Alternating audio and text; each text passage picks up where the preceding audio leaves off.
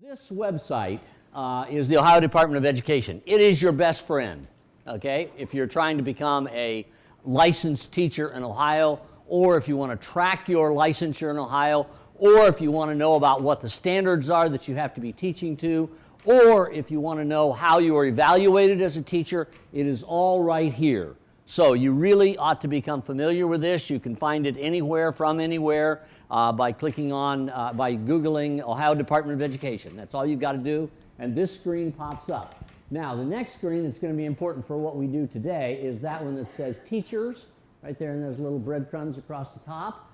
And if you'll scroll up a little bit, this has if you stop right there, this has everything for teachers that you might want to look for.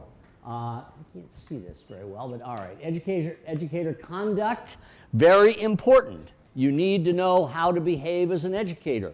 You cannot just do whatever you want to do, because guess what? The public pays you, and the public will decide not to pay you any longer if they don't like the way you're behaving. Sounds like I'm a dad, doesn't it, huh? Yeah, well, sorry about that. I am. Then we have educator equity. You need to be concerned about educator equity, because educator equity has to do with making sure that teachers are treated the same no matter what district, which one of the 632 districts, 34 districts in the state of Ohio you're teaching in. Everybody has to be treated the same. And then educator evaluations. Very important, because increasingly as you go through the process of being a teacher over the next 10 or 15 or however long, 30 years you're in that process, you are going to be evaluated. And evaluation is becoming an increasingly important dimension of how it is that you are compensated, how it is that you are promoted, how it is that your career unfolds. You need to be able to demonstrate that you are a competent and good teacher. So you need to take a look at that someday. Educator evaluations. Educator licenses are what we're going to look at today. We'll skip down here to the Standards Board and professional development. You have to be involved in professional development throughout your career. You'll need to continue your education. One of the things you might say to your students someday would be something like, it's about lifelong learning. We're in the business of lifelong learning. I'm almost 70 years old and I'm still learning. Every one of us continues to learn throughout our lives. That's really part of the joy of being a human being, by the way, is that we have minds that can continue to work and can continue to grow, and that we learn and we learn and we learn, and we become broader in our perspectives. So this is professional development, though, to continue your licensing process. And then the last one is the resident educator program, which we're going to talk about more today. But first, I'd like my friend back there to skip to licensure, please. Educator licenses, right there. Okay, scroll it up a bit.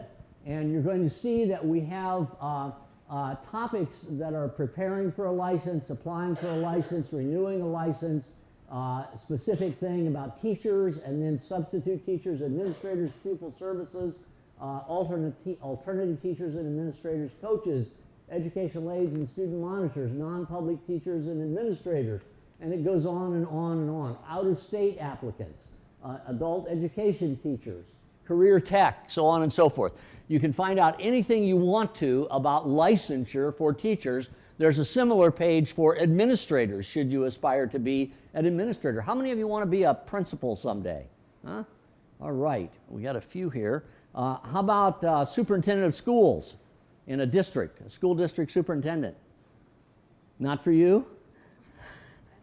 You don't know. Okay, good answer. Somebody else, anybody else think about they'd like to be a superintendent of schools? How about you? Oh, right there. Okay, Randy, you want to be a superintendent someday? No, thank you, he says. He knows what that's about. He's up next. Okay. How about the superintendent of public instruction in the state of Ohio? Anybody aspire for that? Or the, well, you're thinking, aren't you? Yes, that's very good. Okay, well, you need to kind of keep your sights set and make a decision about what your career path is. Or the, what do we call him? The director of the Department of Education in the federal government. Cabinet office. Oh, yes, back there. All right. Put up your hand high. Be enthusiastic about this. Okie dokie. Very good. Well, the point is there are lots of ways to go. So we're going to look now, though, at teachers, because that's what you all are starting out to be of one sort or another. On another page here, we also have the page for licensing of other school professionals like school counselors, school social workers, school nurses, and all of the other professions that go into making the school community work. So we can find out about that. Today we're going to look at teachers, though. So there we are. And what you see here are really just two categories that are probably relevant for you. The resident educator license and the professional teaching license. Below that is the associate license, which is a whole different thing. And then there's a little bit more after that. But today we're going to focus on just these two, the resident educator license and the professional teaching license. Now, the reason I walked you through all of this is I want you to see that it's all here on the Ohio Department of Education website, and that you really need to begin to use that immediately, because it will help you develop your path and see where you need to go. So if you could switch over to the PowerPoint now, my friend. Yes, that's great. Good.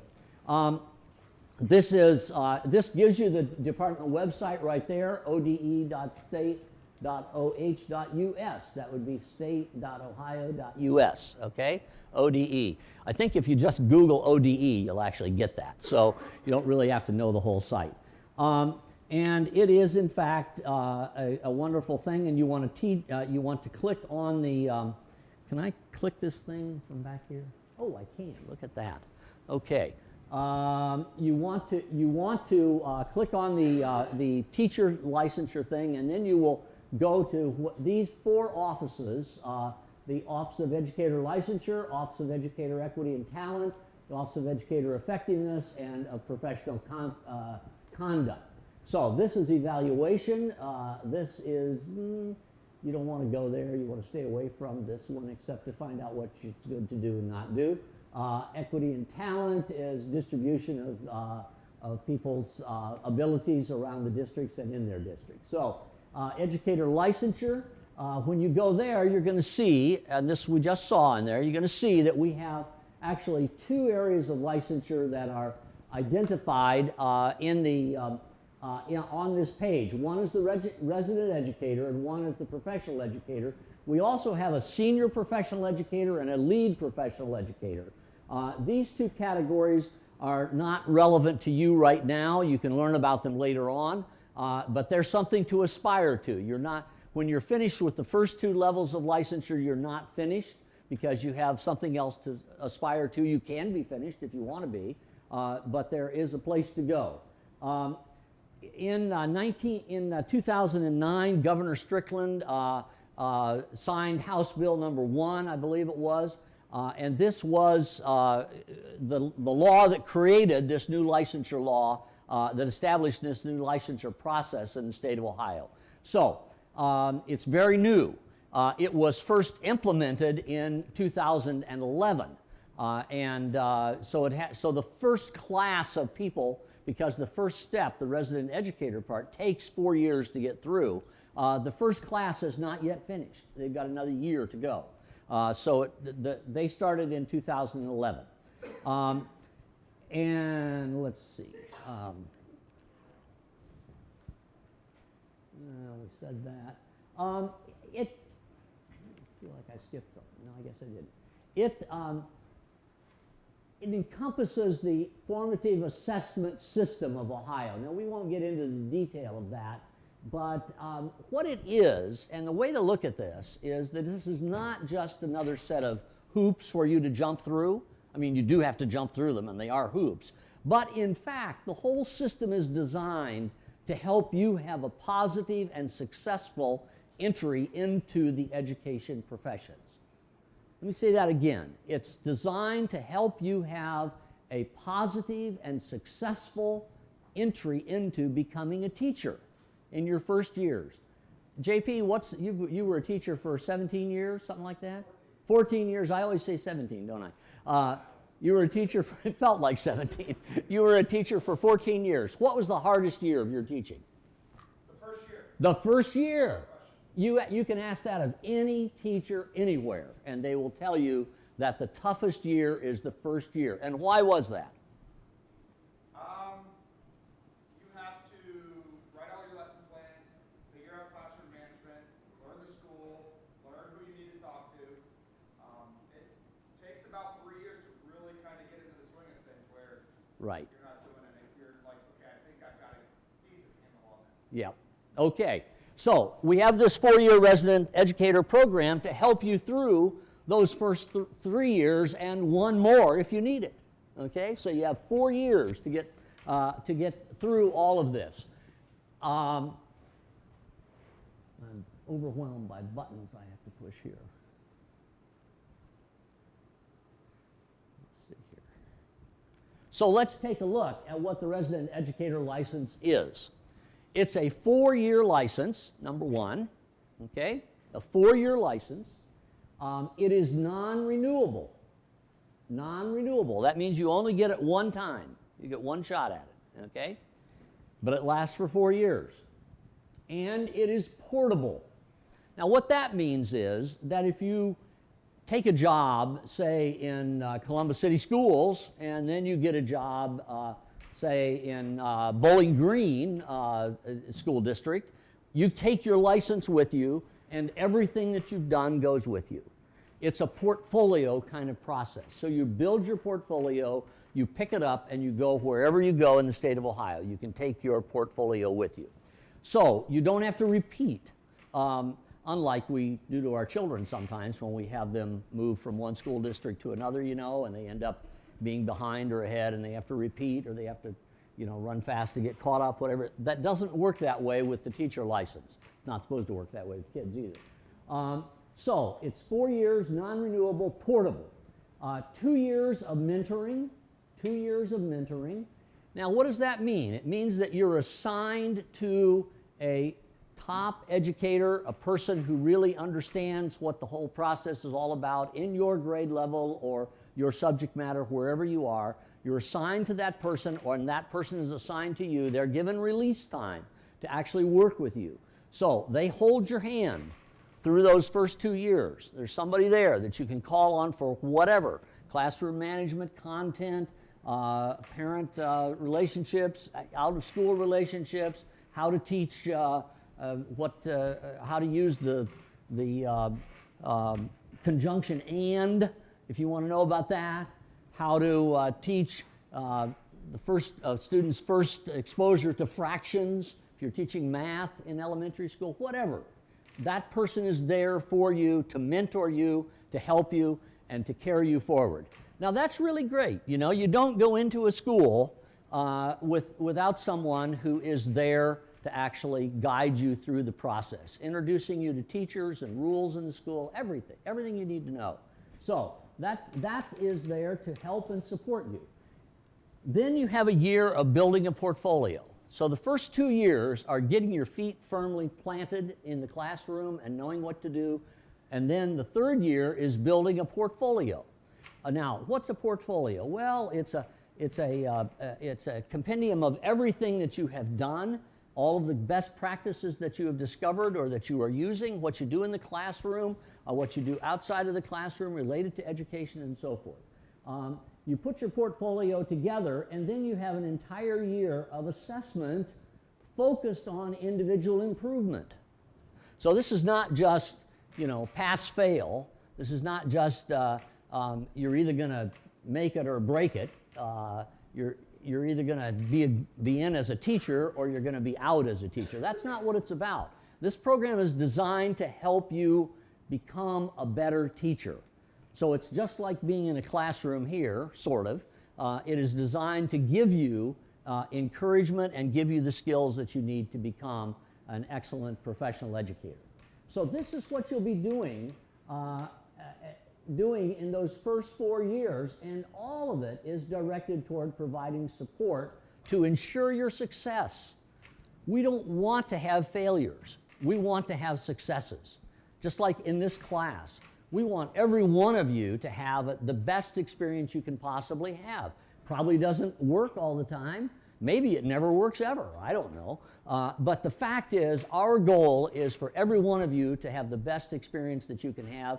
The goal of the licensure program and the residency program is for you to come out of that at the end being the best teacher you can possibly be, and to have had all the supports in place to make that possible. So, let's see.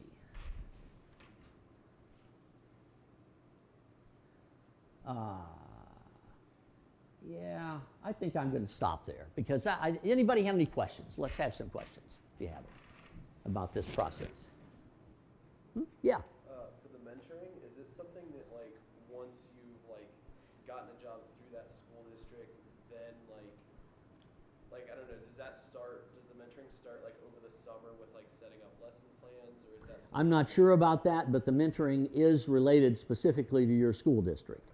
And I would expect that it probably starts whenever you, as a teacher on contract, have to show up. That'd be my best guess, which is usually for a week or sometimes more than that for meetings and interaction with the staff, getting to know the staff, that sort of thing. So I think that's when you would know who your mentor is, and they would help you through that process.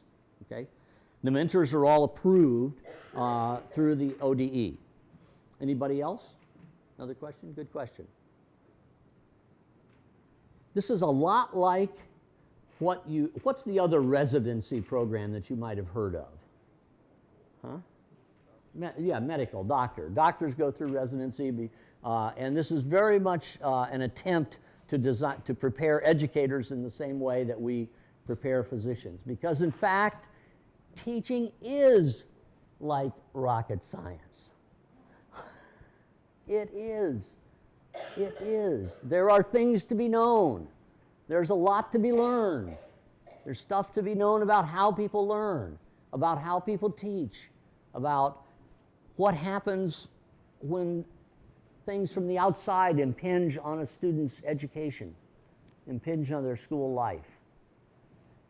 It is a very, very complex activity.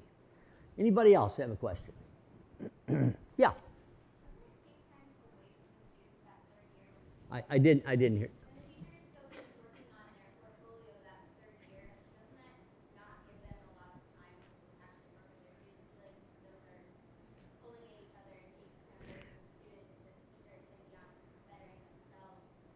I think the plan is, I don't know if it really works this way because I haven't been through this, but I think the idea is that the portfolio that you are building is directly related to what you're doing in the classroom. So it is a part of your lesson planning, it's a part of your lesson presentation.